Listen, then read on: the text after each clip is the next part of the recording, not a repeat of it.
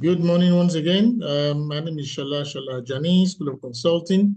This is Module 4 of the training, the Certificate in Consulting Practice. And this is the 24th class since inception in 2019. We're looking at securing consulting briefs, Module 4, School of Consulting, Certificate in Consulting Practice. Welcome to the class. Okay. So basically, we've looked at quite a few, we've done 3 modules. This is module 4. And then we've got 2 more modules to go. So we've got modules 1 to 6. So we've done the first 3 modules, which is on the playlist you can access. And then we're looking at securing consulting briefs. Or at times they call it how to secure consulting assignments. So we're getting to the crux of the matter. We've been looking at consulting training, how to become a consultant. And then we started by looking at what is consulting, went on to look at consulting skills, the competencies required for a consultant. And then we looked at different consulting models, how you can model your consulting business. And so today we're now looking at how, having done all that, I mean, known your competency, you've decided on the model of operation. How then do I find consulting work? How do I get consulting briefs? That's what we're going to be looking at today. Okay, so I have a case study. So we're going to start by using a case study for module 4. So we have this company, XYZ Manufacturing Company. They're based in Accra, Ghana. They have an annual turnover of 50 million US dollars, and they have 200 employees. What is their problem? What is the problem of this company, XYZ Manufacturing Company? XYZ Manufacturing Company has been experiencing declining sales, increasing operational efficiency, and they are seeking external expertise to identify the root causes and develop a strategic plan to enhance their operational efficiency and to boost sales. That is the challenge they are facing. That is the problem they're experiencing, and then they're trying to solve that. They're trying to solve that to get a solution.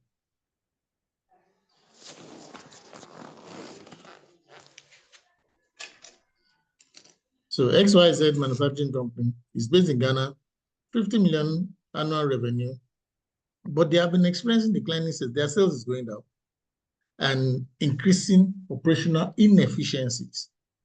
So they are seeking external expertise to identify what and why are we having this problem, and then to develop a plan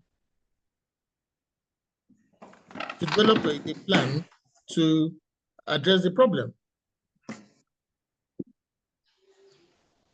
Okay, to address the problem. So the first thing you want to do as a consultant, and we've broken down this into steps. We're breaking this down into steps. How do we help this company? The first thing is, that is the scenario. You may not know the scenario because you don't know the company. But in the case you know the company, the question is, how do you get your first contact with the company? So the first thing in consulting is, hold on, please. I got people trying to, just a minute, please. I got people trying to join. Let me sort them out, please. Let me stop. So we have this company that is challenged. Please turn off your mic. Turn off your mic, please. Please turn off your mic. Yes, thank you. Can we mute our mic, please? Thank you. Mute your mic, please. So the first thing is the initial contact and to build relationship in consulting. In security consulting assignments, the very first thing you want to do is to set up your initial contact and develop relationship. Is very, very key. And there are several ways. We will look at it in a while, but for this particular example, it was by networking. Networking is one major way of securing assignments. So I encourage you to attend network events where you can meet potential clients. Please attend events where you can meet potential clients. These are your networking events. These are places where you can meet people, you can meet potential clients. So in this particular case, the initial contact and relationship building was by networking. So the initial contact was networking. Of course, there are different examples. You could advertise on LinkedIn, you could advertise on Facebook, somebody could approach you. There's always an initial contact. Somebody can introduce you. There are different ways, there are different methods of initial contact. And we'll look at that after this case study. But the first step is the initial contact. After the initial contact is what we call relationship building. Okay?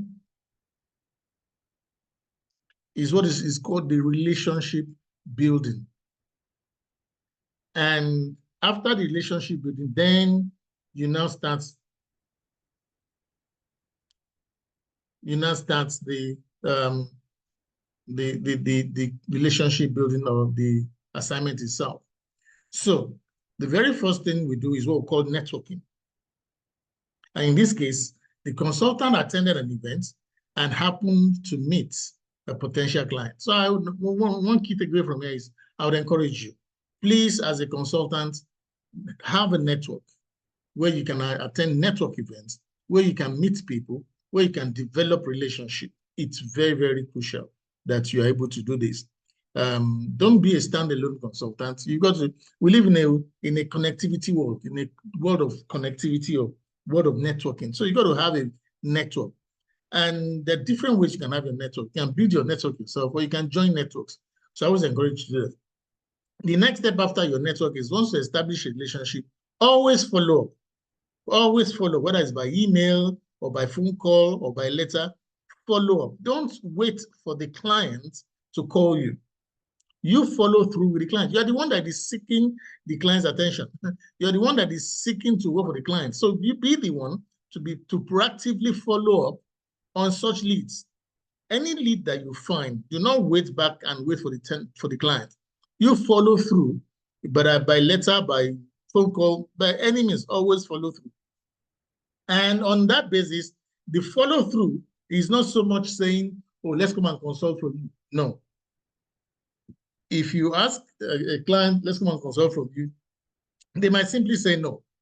So one of the tricks we use in the business is to say, look, can we meet you to do a free diagnosis, to come and, to discuss your challenges further and see how we might be able to help you.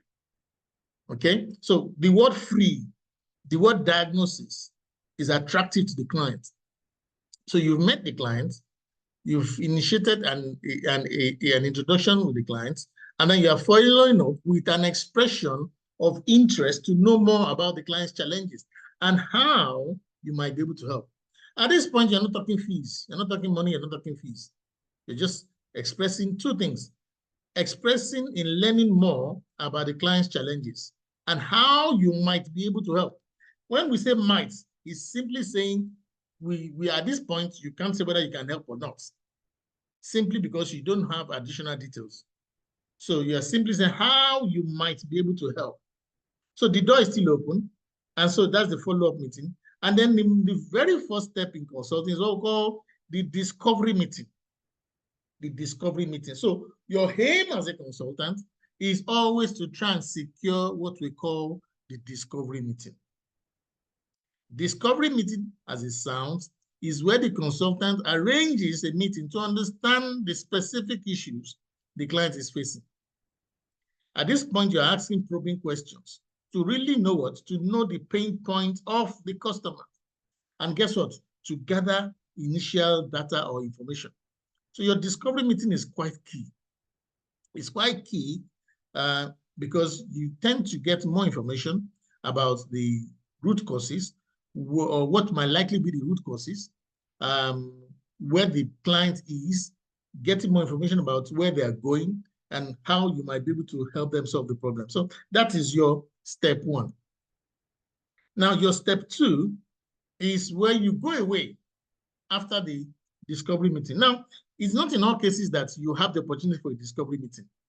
It might simply be you have called up the clients as a follow-up and then you're discussing with the CEO, you're discussing with your contact, and then you get as much information as possible.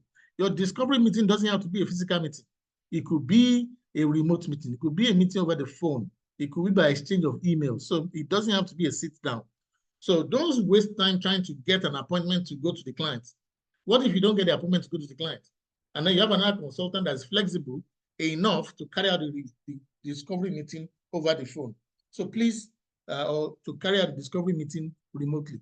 So don't insist on a physical meeting for your discovery meeting. Now, after your discovery meeting is what we call your proposal development. Because after your discovery meeting, you now have enough information to go away and put together a proposal. So your proposal is basically you summarizing your understanding of the client's problem based on the discovery meeting. It covers the financials, the operational, the human, and market conditions. It covers, I will expand more on needs assessment as we go on. So your needs assessment is assessing what the needs of the client is, or what the needs of the clients are. And then based on that needs assessment, you are able to come up with a solution design. You are able to come up with a solution based on the needs assessment. The consultant, you design a tailored solution that addresses their specific challenges. Now, this is not a generic proposal. This is specific that looks at their problem.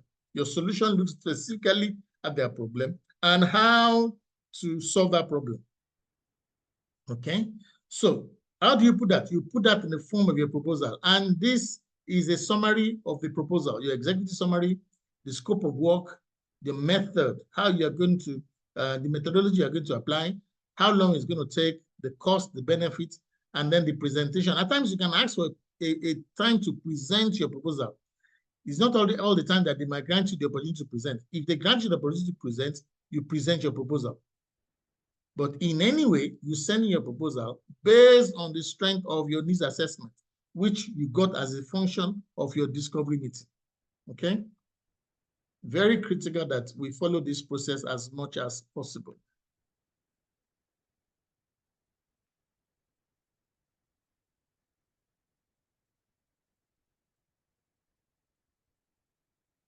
So that's your initial contact. That's your proposal development. So your step one is your initial contact, which your initial contact could be by it could be over the phone, it could be by email, it could be somebody contacting you. That's your initial contact. That's your initial contact. 1 minute, please.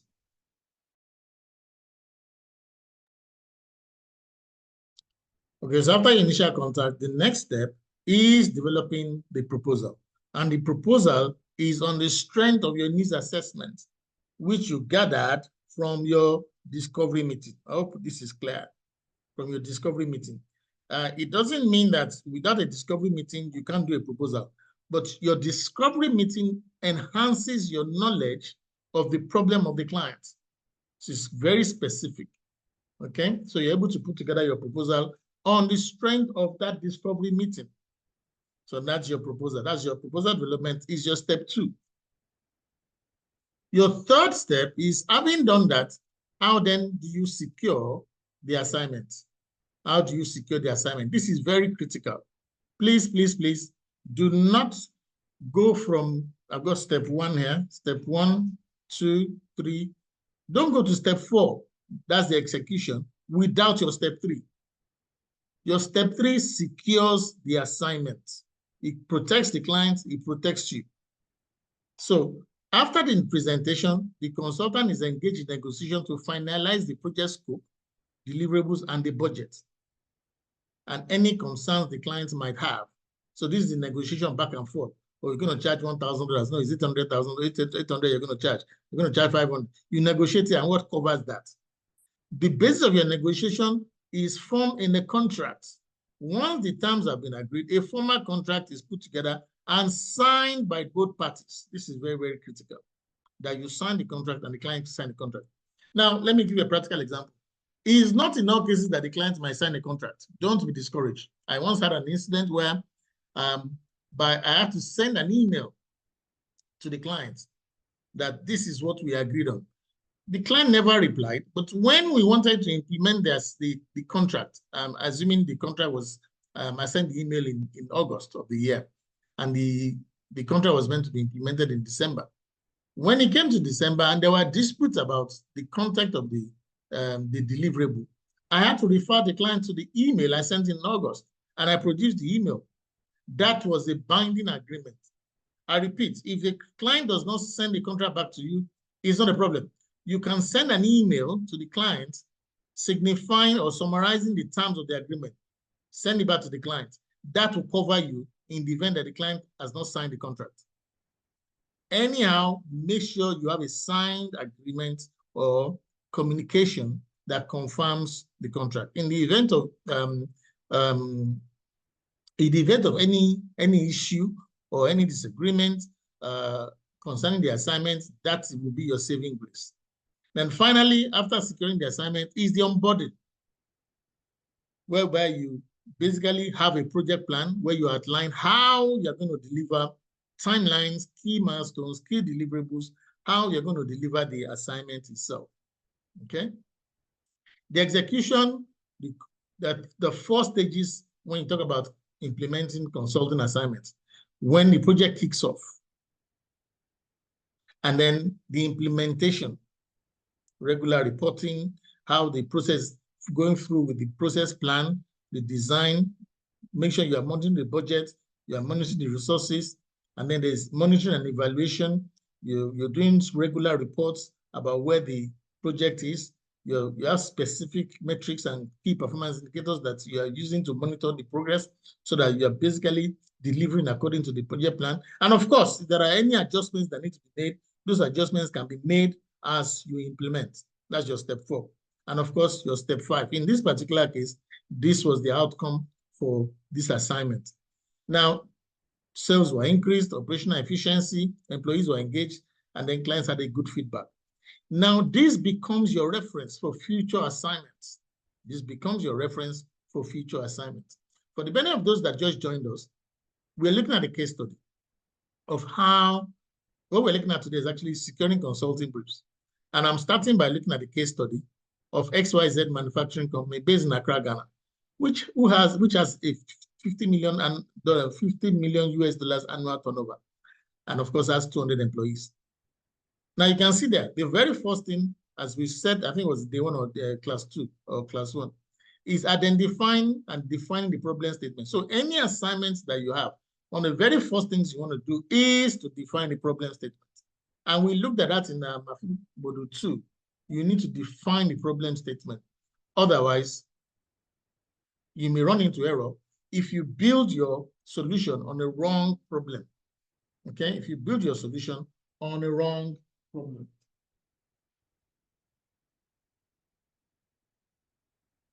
Okay. So the problem statement is that XYZ manufacturing company has been experiencing declining sales and increasing operational inefficiency. So they are seeking external expertise, consultants, to identify why and develop a plan to enhance their efficiency and to boost sales. So you must align the result. The results must align with the objective, because that's the only way the client can measure success. At the end of the assignment, have we achieved what we set out to achieve in our problem statement?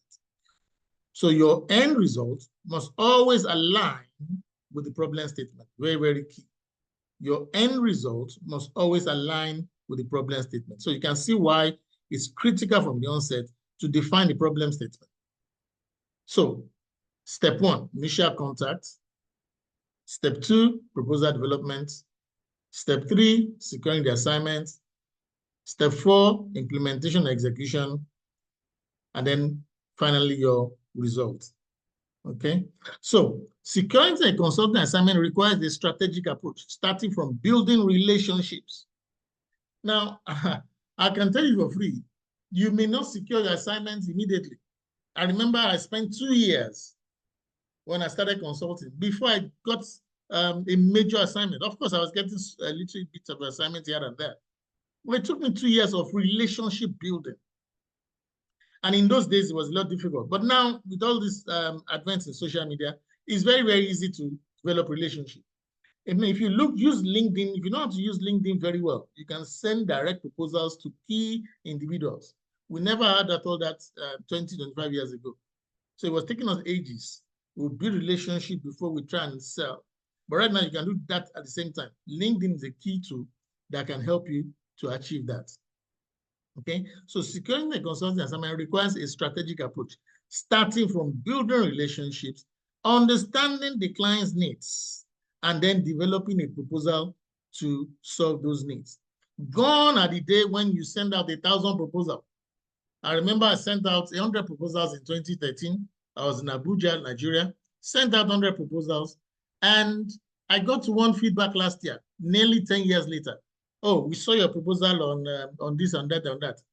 And that's the problem with blind marketing, which people say, oh, do 100 proposals, send them out. At the same time, I also did something like that, I think in 2006, 2007. And I have a major client that I secured based on that, but it's not a very, very effective way. So one of the most effective ways of securing assignment is you target a client, study the market, study the issues they are going through, and then put a proposal that addresses their particular problem. You are likely to get a higher returns based on that than just sending out blind proposals.